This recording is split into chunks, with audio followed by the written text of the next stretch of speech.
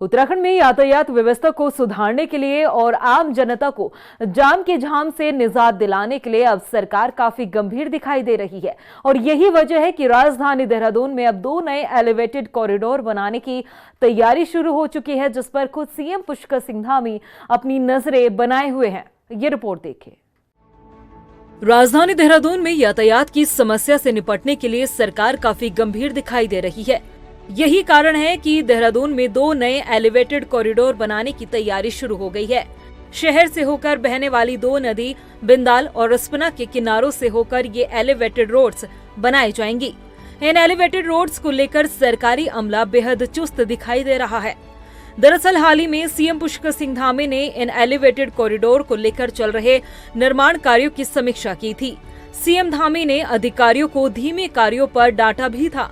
इसका नतीजा ये हुआ कि अब हर हफ्ते इन एलिवेटेड सड़कों की प्रगति की समीक्षा खुद पीडब्ल्यूडी सचिव पंकज पांडे कर रहे हैं। अधिकारियों के लिए इन कॉरिडोर्स के लिए नदियों के किनारे अवैध कब्जे में फंसी जमीन को निकालना बड़ी चुनौती है।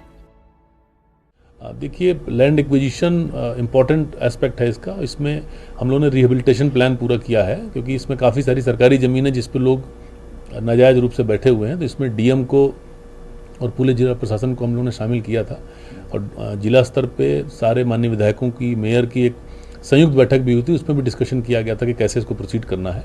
तो जिले की टीम इसको डिटेल वर्कआउट कर रही है। हम लोग जितना संभव होगा उतना उनका रिहेबिलिटेशन करने का प्लान कर रहे हैं और जो भी मुआवजा बनता है वो भी दिया जाएगा। आपको बता दें कि देहरादून में बिंदाल नदी के ऊपर 15 किलोमीटर लंबा एलिवेटेड कॉरिडोर बनाया जाएगा। बिंदाल एलिवेटेड कॉरिडोर कारगी चौक से शुरू होकर राजपुर रोड पर साईं मंदिर के पास समाप्त होगा। इसमें लालपुल चौक, बिंदाल तिराहा, विजय कॉलोनी, न्यू कैंट रोड और मसूरी डायवर्जन पर इंटरचेंज दिए जाएंगे। बिंदाल एलिवेटेड रोड पर 3,500 करोड़ रुपए का खर्च आने की उम्मीद है, जबकि रिस्पना के ऊपर 11 किलोमीटर लंबा एलिवेटेड कॉरिडोर बनना है। रिस्पना एलिवेटेड कॉरिडोर पर सहस्त्रधारा चौक और आईटी पार्क रोड, धोरण पर इंटरचेंज बनाए जाएंगे। इससे आसपास के सभी इलाकों के लोगों को कॉरिडोर से कनेक्टिविटी का लाभ मिलेगा। वाहन कॉरिडोर पर 60 किलोमीटर प्रति घंटे की रफ्तार से चल सकेंगे, जबकि रिस्पना एलिवेटेड कॉरिडोर पर 2,500 करोड़ रुपए का खर्च आने की उम्मीद जताई जा रही है। लगभग 2,500 करोड़ रुपए का एस्टीमेट इसका रिस्पना नदी पे जो बना रहे हैं उस पे आ रहा है और तकरीबन 3,500 करोड़ का अभी एस्टीमेट है इसका जो बिंदाल पे हम लोग बना रहे हैं।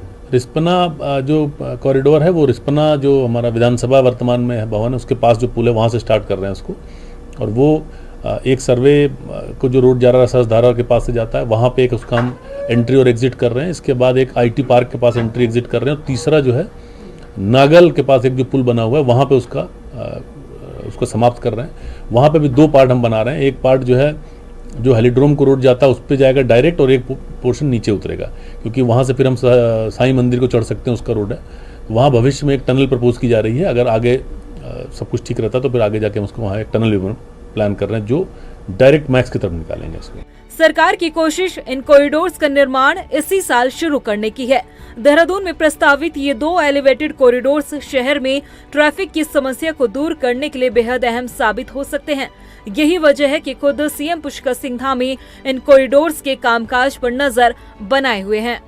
रफ्तार मीडिया के लिए देहरादून से आशीष तिवारी की रिपोर्ट।